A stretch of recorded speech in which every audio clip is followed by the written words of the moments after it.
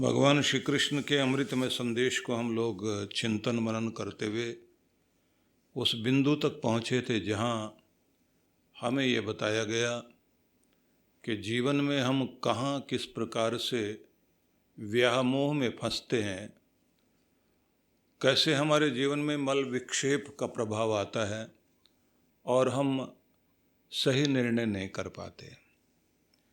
भगवान श्री कृष्ण ने एक संदेश और दिया, राग द्वेष वियुक्तस्तु विषयान इंद्रियश्चरन् आत्मवश्यैर विधेयात्मा प्रसादमधिगच्छति।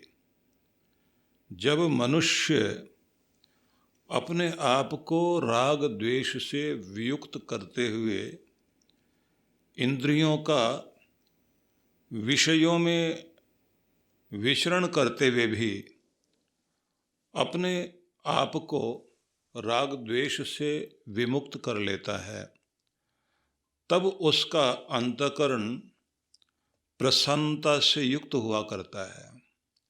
अर्थात प्रत्येक व्यक्ति इस संसार में देखेगा भी सही, सुनेगा भी सही, चखेगा भी, भोगेगा भी, शरीर के माध्यम से कार्य भी करेगा, लेकिन जो स्थिति पहले बताई गई थी कि किसी भी चीज़ को ध्यान करने के बाद जो उसकी आसक्ति आती है, सुनने से, चखने से, देखने से, जब व्यक्ति आसक्ति में फंसता है तो वह बंधन से युक्त हो जाता है। लेकिन किसी व्यक्ति को ऐसा अभ्यास हो जाए कि राग की किसी भी प्रकार की उस स्थिति में न आए कि राग हमें बांध सके, मतलब देखे, चखे, भोग भोगे, लेकिन उनकी आसक्ति न रहे, प्रेम रहे लेकिन मोह न रहे। व्यक्ति दो चीज़ों का अभ्यास सबसे अधिक करे, किसी चीज़ की अटैचमेंट वाली स्थिति और डिटैचमेंट वाली स्थिति। जीवन की यात्रा में जैसे आप ट्रेन में बैठे हुए चल रहे हैं, तो जब आप सीट पर बैठे हैं तो आपको लगता है कि सीट मेरी है, लेकिन जैसे आपका स्टेशन आ जाता है तो आप उसको छोड़कर, ट्रेन को भी छोड़कर निकल जाते हैं। उससे पहले आप पूरा कब्जा जमाए हुए थे, फिर पीछे मुड़कर देखते भी नहीं, आपका ध्यान उस तरफ जाता भी नहीं। जो स्टेशन पीछे छोड़ दिए उन्हें भी आप भूल जाते हैं, जहाँ पहुँच गए वहाँ का ध्यान आ जाता है। ये जीवन चलता ही दो चीज़ों से है, जहाँ हम अपने आप को बहुत अटैच कर लेते हैं, जिसमें हमारा राग हो जाता है, फिर वो चीज़ हमारे मन में लगातार अपना काम करती रहती है। लेकिन यदि हम अपने आप को फंसने ना दें, दुनिया में बसें, फंसे नहीं, काम करें, लेकिन काम का वह प्रभाव मस्तिष्क में न रहे कि हम वहीं अटके रह जाएं। दूसरी चीज़ होती है, किसी चीज़ के प्रति वैर भाव मन में आ जाए, किसी ने एक बुरा शब्द कहा, बार बार याद कर कर के हम लोग अपने आप को उसी शब्द के द्वारा दोहराते हुए दुखी करते हैं। अधिकांश लोगों के जीवन में ये होता है कि सारा दिन जो वो ऑफिस में काम करते हैं, घर में प्रवेश करने के बाद उनका ऑफिस घर में तक भी आ जाता है। घर के अंदर भी वही सब चीज़ें चल रही होती हैं। राजनेता व्यक्ति जो है राजनीति अपने घर तक ले आता है।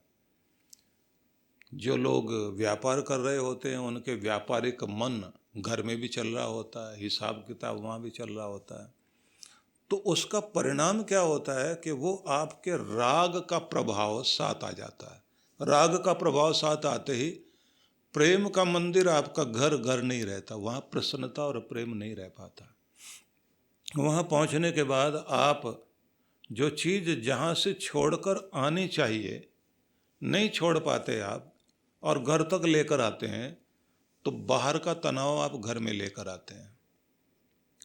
और घर में उस तनाव को बढ़ाने के बाद फिर उसी तनाव को लेकर आप बिजनेस में जाते हैं, तो आपकी सारी दुनिया उसी कड़वाहट से भर जाती है।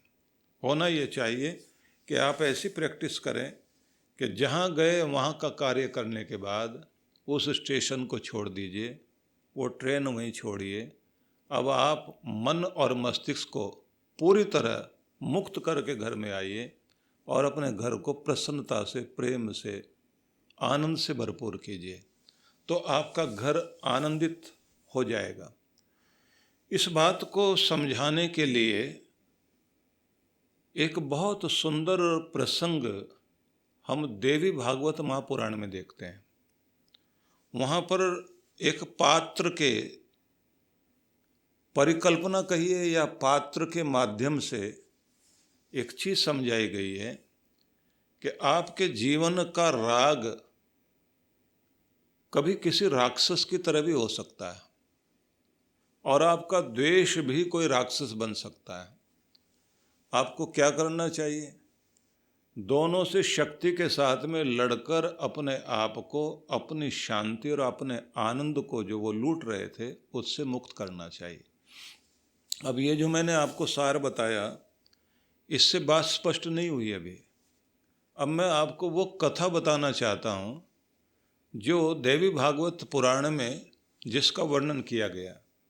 कहा गया है कि आदिकाल में जब चारों तरफ जल ही जल था, उस जल की स्थिति में भगवान विष्णु अपनी योग निद्रा में शयन कर रहे थे।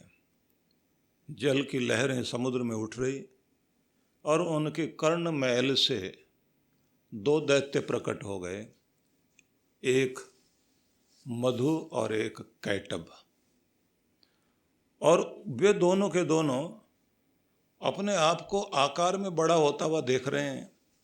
उनकी शक्ति बढ़ रही है, शक्ति इतनी हो गई कि ज़मीन से आसमान तक वो फैल गए।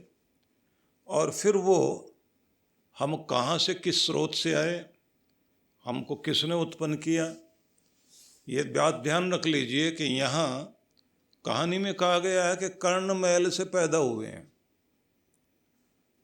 कथा में आगे दर्शाया गया है कि अब वो पानी के अंदर उत्पात मचाते हुए उधर की तरफ चल पड़े जहाँ ब्रह्मा जी, चतुर्मुख ब्रह्मा, अपने आनंद में, अपनी समाधि में लीन हैं।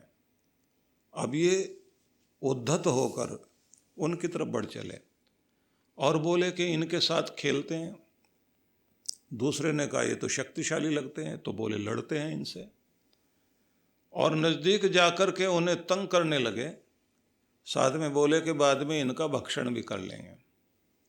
ब्रह्मा जी को लगा कि इनसे उलझने के बजाय यहाँ से निकलें और जहाँ विष्णु भगवान हैं उधर की तरफ जाएं। ब्रह्मा जी वहाँ पहुँच गए।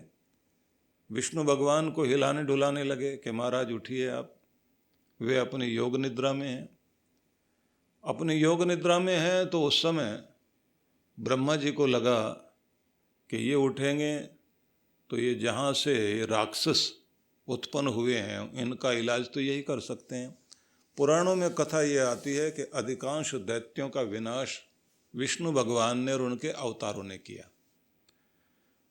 अब समझ में आया कि योग निद्रा जो है वो देवी की शक्ति से प्रत्येक व्यक्ति के अंदर जो मूर्छा आती है या कोई भी व्यक्ति शयन करता है, या देवी सर्वभूतेषु निद्रा रूपेण संस्थिता, देवी माता ही सबके अंदर नींद की शक्ति बनकर विराजमान है।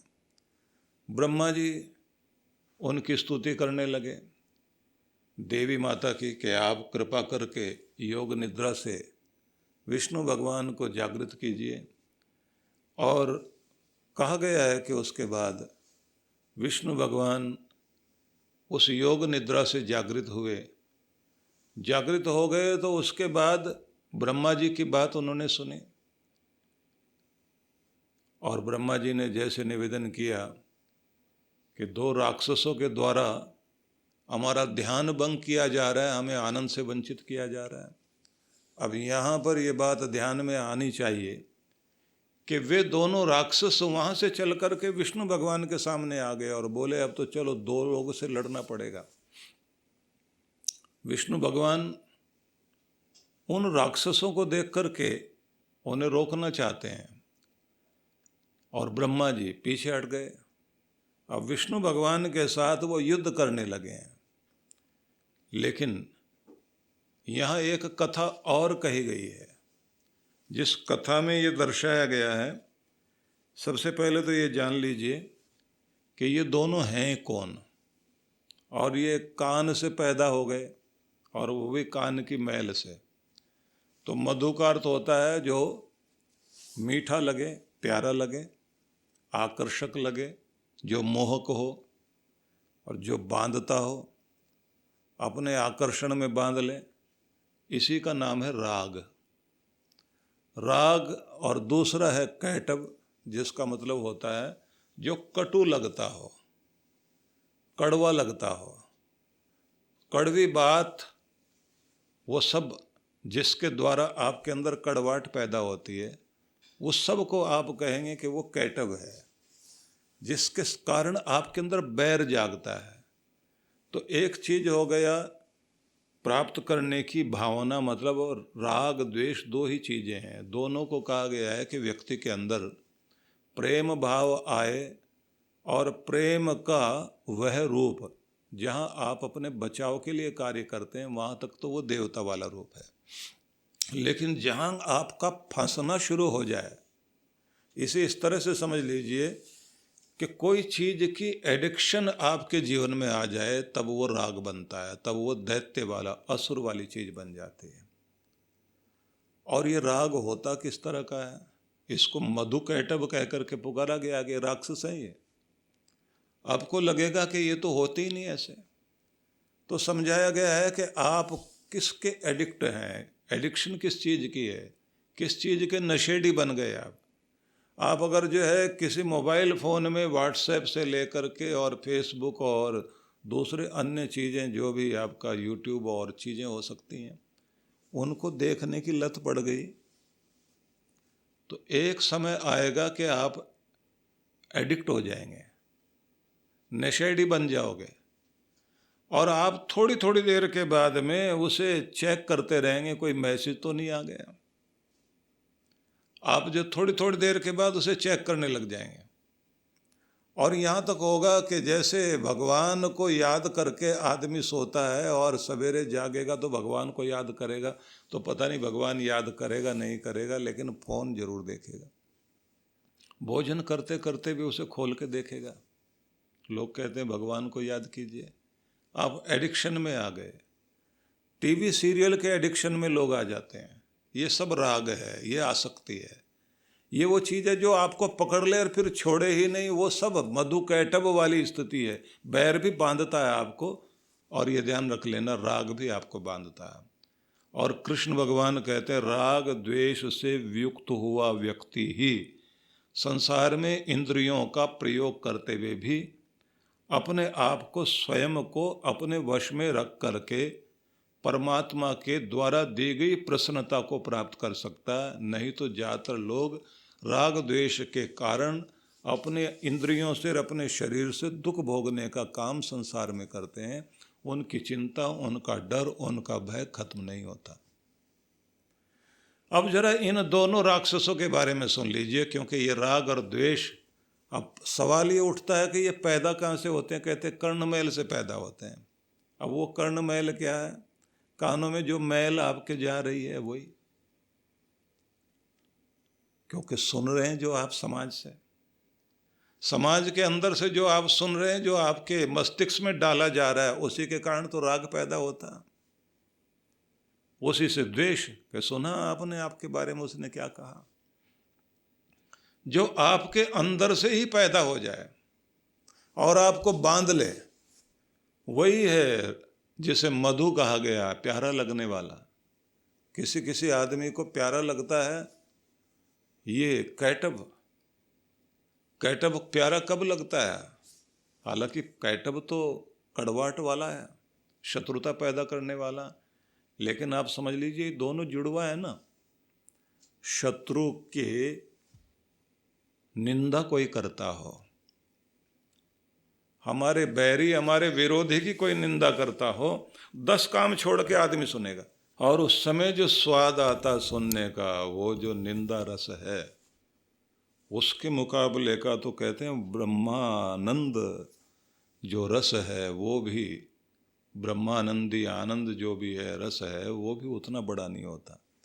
कहते हैं राजा पृथु ने भगवान से 1000 कान मांगे थे कि भगवान की स्तुति सुनने के लिए मुझे 1000 कान मिले, लेकिन किसी निंदा रस सुनने वाले से आप पूछिए, वो कहता 2 कान काफ़ी नहीं है, इससे भी ज़्यादा हो तो जो आनंद आ सकता है ना दुश्मन की निंदा सुनने में। तो ये मधु कैटभ ही है कि कोई भी चीज़ आपके जीवन में राक्षसी प्रवृत्ति लेकर के आ जाए और आपको बांध ले, और बांध ही नहीं ले। जैसे वो कहते हैं कि हम तो विष्णु जी को भी खाएंगे, ब्रह्मा जी को भी खाएंगे। अब ब्रह्मा जी को खाने की बात क्या है? जो आपका निर्माता है, जो आपके जीवन में रचना करने की शक्ति देता है, जो आपके अंदर सृजन करने की शक्ति देता है, आपके अंदर से उत्पन्न हुआ ही राग द्वेष उसी को खाने लग जाता है। आप रचना करने लायक नहीं रह जाते, आप निर्माण नहीं कर पाओगे, विकास नहीं कर पाओगे, क्योंकि राग द्वेष में फंस गए आप।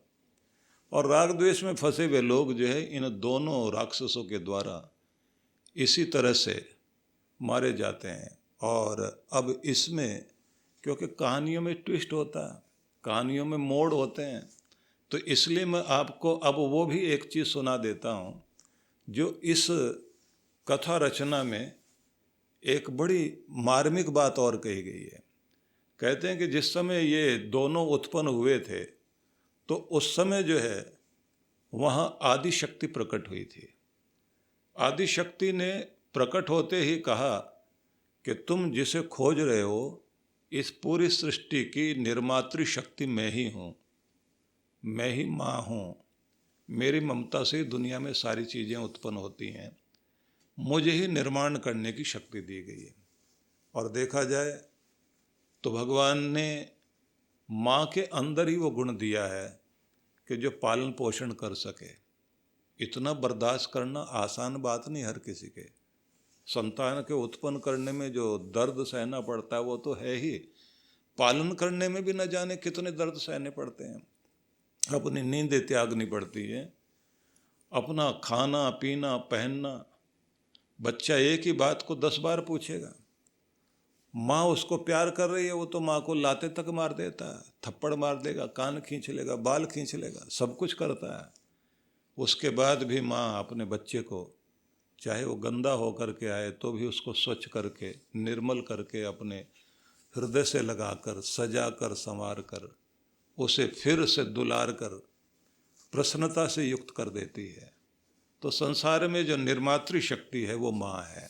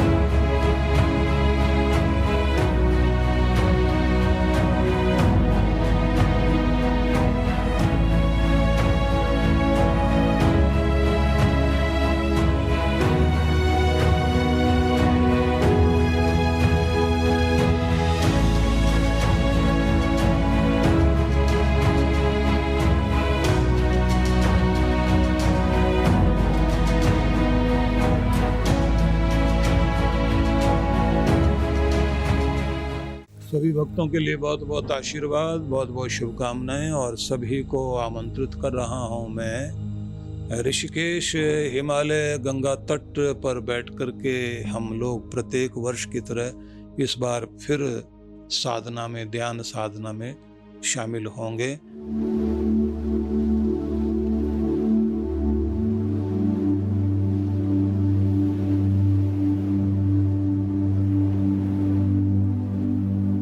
यह कार्यक्रम रहेगा 17 नवंबर से 20 नवंबर 2022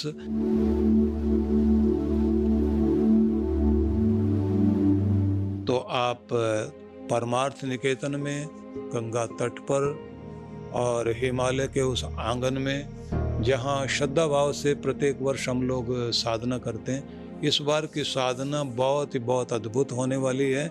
उसके संबंध में अलग से आपको जानकारी देंगे, क्या क्या लाभ आपने उसमें प्राप्त करना है। बस अब से तो इस समय यही निवेदन करूंगा कि आप लोग तैयारी कर लीजिए, और जो लोग हिमाचल में नहीं जा पाए थे, मनाली नहीं जा पाए थे, तो उन सब के लिए अवसर है कि वो ऋषिकेश अवश्य पहुँचें। और इस बार इस बात का भी ध्यान में रखा गया है कि पहले जैसे जो है वो एक समय होता था कि जब बहुत भीड़ भाड़ हो जाती थी गंगा तट पर, इस बार ऐसी तिथियां रखी गई हैं कि जिससे आपको पूरा अवसर मिल सके और शांति में आप जो है वहाँ साधना भी कर सकें, गंगा स्नान भी हो सके और वहाँ की आरती में भी भाग ले सकें।